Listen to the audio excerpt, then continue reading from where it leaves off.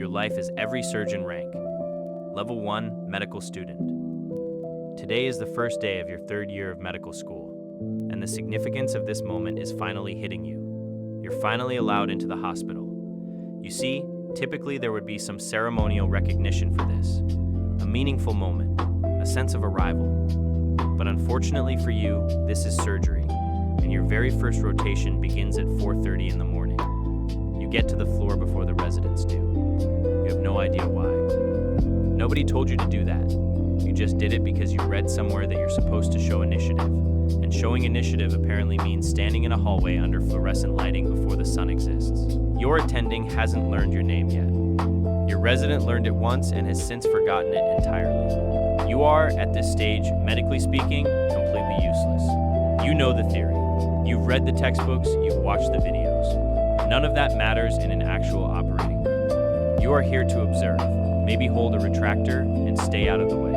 Now that you're technically in the hospital, your job is to be invisible and enthusiastic simultaneously. That means following your resident from floor to floor, writing notes that nobody reads, and answering pimping questions about topics your attending already knows you haven't learned yet. Because you're so thoroughly undertrained, the surgical team has developed a very simple system for dealing with you. You get assigned the least critical tasks available, which mostly means paperwork, patient histories, and whatever errand nobody else wants to run. If a patient needs their chart updated at 6 in the morning, that's you. That's always you. You don't complain. Complaining is not something third-year medical students do out loud. You finish the year, you pass your shelf exam by a margin that does not impress anyone, and you move forward, barely. Level 2, surgical intern. Congratulations, newly minted doctor. You matched into a general surgery residency program, which means you made a decision at some point in the last several years that you're going to need to examine later. You've got your MD now. You've got your white coat. You've got approximately $62 in your bank account after paying board fees and licensing costs. Here's the context. You are a PGY1, which stands for Postgraduate Year 1, which is a polite way of saying you are the lowest ranking physician in the entire hospital. There are attendings. There are senior residents. There are fellows. There are nurses who have been doing this longer than you've been alive and who will absolutely correct your orders, as they should. You are below all of them. Your job is to place orders, field pages, draw blood at 2 in the morning when the phlebotomy team is understaffed, and survive. Strictly between you and me, the program director isn't sure you're going to make it. Nobody says that. But it's in the air. So here's where we stand. The training wheels are largely off now. You're operating more frequently, handling more complex patients, and, this is the important part, you're now responsible for the interns below you. You are, as of this year, someone's senior resident. Think about that. Someone is calling you at 2 in the morning for guidance, and you are the guidance. You are the adult in that phone call. Some of the time you actually know what you're telling them. The other times, you know just enough to project confidence, while internally running through every differential diagnosis you've studied since undergraduate biochemistry. Your attendings are starting to let you close.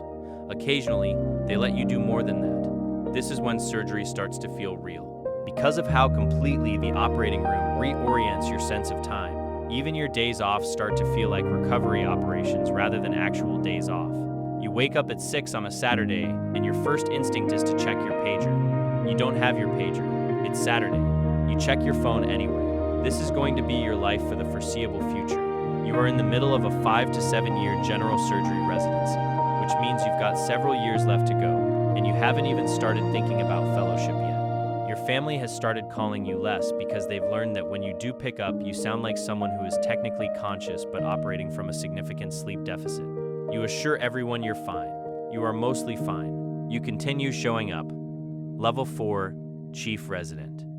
You are one of the senior-most residents in your program. That's a distinction that comes with a particular flavor of exhaustion unique to people who've been doing this for 5 or 6 years and can see the finish line without quite being able to touch it yet. You are, clinically speaking, genuinely dangerous in a good way now. You can operate, you can think through complications in real time. You can run a trauma bay without visibly panicking, which took longer to achieve than you'd like to admit.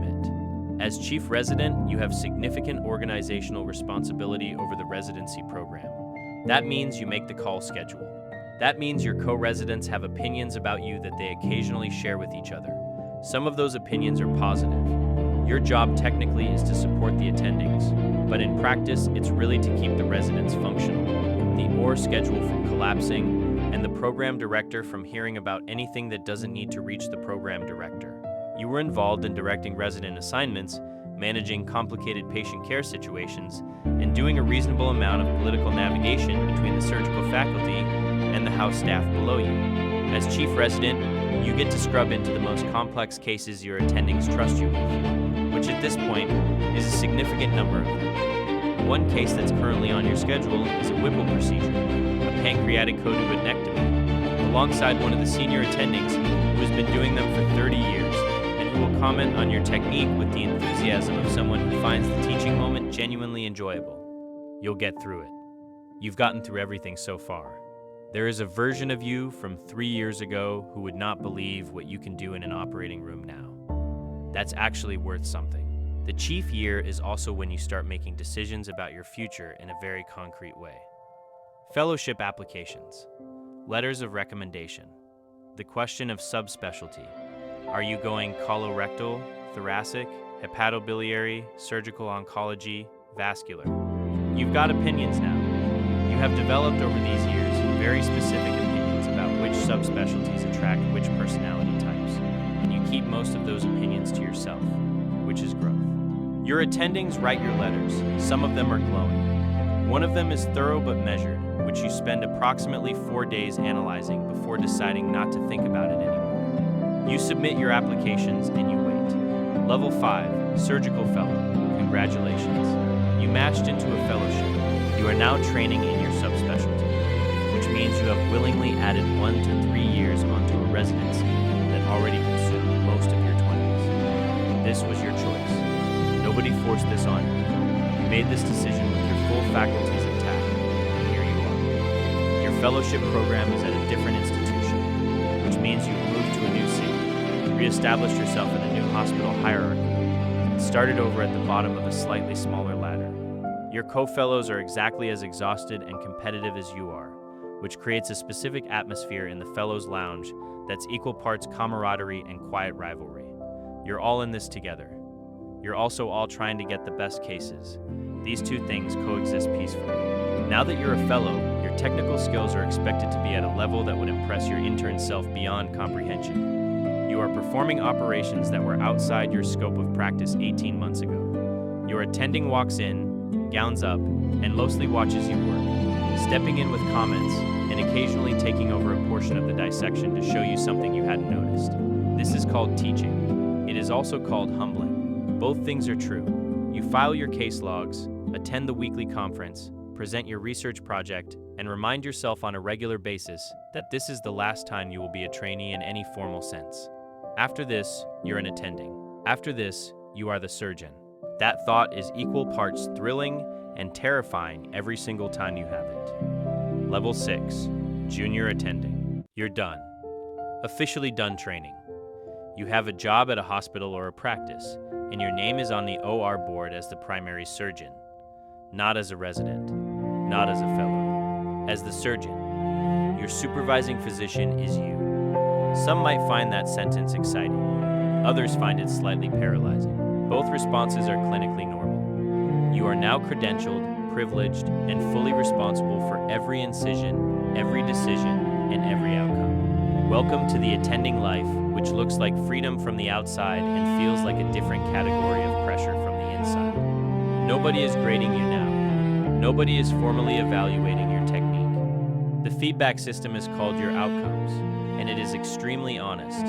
Because you're fresh out of fellowship, the first few years as an attending come with a particular adjustment nobody really prepares you for. You are building your practice, developing your referral network, and learning how to run an operating room as the person in charge, rather than the person being supervised. You also have to start thinking about billing, which is a dimension of medicine that medical school mentioned approximately twice, and which turns out to be enormously complicated. You have a practice manager for that. You're going to have a lot of conversations with that practice manager. Your patients trust you completely, and you take that seriously in a way that sometimes surprises you. You knew you would take it seriously.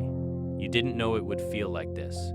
Level 7, senior attending. You've been doing this for a decade or more now. Your outcomes are good. Your complication rates are where they should be. Your OR team knows how you like to work. Your scrub tech has your instruments ready before you ask. That last part took years to build, and you don't take it for granted. As a senior attending, you've developed what could generously be called a reputation, and what your residents would describe as a personality. You have preferences. You have opinions about technique that you share frequently. You run your operating room a specific way, and the people who work with you regularly know exactly what that means. New residents rotate through your service and immediately notice there is a correct way to hold a needle driver and an incorrect way, and you will demonstrate the difference, more than once if necessary. You are also, at this level, involved in teaching in a way that becomes genuinely important to you. You are training the next generation of surgeons, which gives you the opportunity to either perpetuate the culture you trained in or improve on it. Some of your attendings were exceptional teachers. Some of them were not. You think about that distinction fairly often. You have decided deliberately which kind of attending you want to be. You have not always succeeded, because this is a high-pressure environment and you are a human being. But you have decided, and that's where it starts. Your fellows come to you for reference letters now. That is a strange feeling. You write them carefully. Level 8, Chief of Surgery. You are now running the department. That means you are responsible not just for your own operative cases, but for the clinical standards, the faculty hiring decisions, the resident training program, the quality improvement initiatives, the morbidity and mortality conference, the departmental budget, and the 6 competing priorities that land on your desk every Monday morning before 8 a.m. Your surgical skills haven't diminished. You still operate, though perhaps less frequently than you used to. You have a division chief under you for the major subspecialties. You have a residency program director handling the educational structure. You have a fellowship director. What you have is a department that reflects in measurable ways the decisions you make every week about what matters and what doesn't. As chief of surgery, you have institutional sway that extends well beyond the operating room. You sit on the medical executive committee. You have a relationship with hospital administration that requires you to speak 2 languages, clinical and financial, and translate between them on a regular basis. Some of that is genuinely interesting. Some of it is not. You've been in more conference rooms than you expected when you started this career. You decide which faculty get resources, which programs get expanded, and which initiatives get shelved. You also handle complications that go beyond the clinical, faculty conduct, resident grievances, patient complaints that escalate past the floor level. Every so often, a surgeon on your staff lets their standards slip in a way that requires a direct conversation. Those conversations are not fun. You have them anyway. The quality improvement program is central to your entire role as department chief. Administration is growing increasingly focused on metrics and cost containment, creating friction between you and the hospital's financial leadership, which does not always understand why a 3-hour operation that prevents a 30-day readmission is actually the economical choice. You are stronger clinically than most of the people in those meetings. That doesn't always matter as much as it should, but your job isn't limited to budget arguments with people who've never been in an OR. Turns out leading a major surgical department is a significant operational undertaking. You also have significant influence over how the hospital handles its most complex surgical cases, allowing you to advocate for patients and programs that might not otherwise get the resources they need. Level 9, academic surgeon and department chair. You are one of a small number. That's just the math of how many people reach this level and stay here for the duration. You are an academic surgeon with an endowed chair, which means a donor has attached their name to your position, and the hospital has attached its reputation to yours. You publish. You present at national conferences. You sit on editorial boards and society committees. You have trained surgeons who now run their own departments, which is a strange form of legacy to sit with. Your operative volume is lower than it was 15 years ago, but the cases you take are the ones nobody else at your institution can do, or the ones the institution needs you to do, for reasons that are partly clinical and partly symbolic.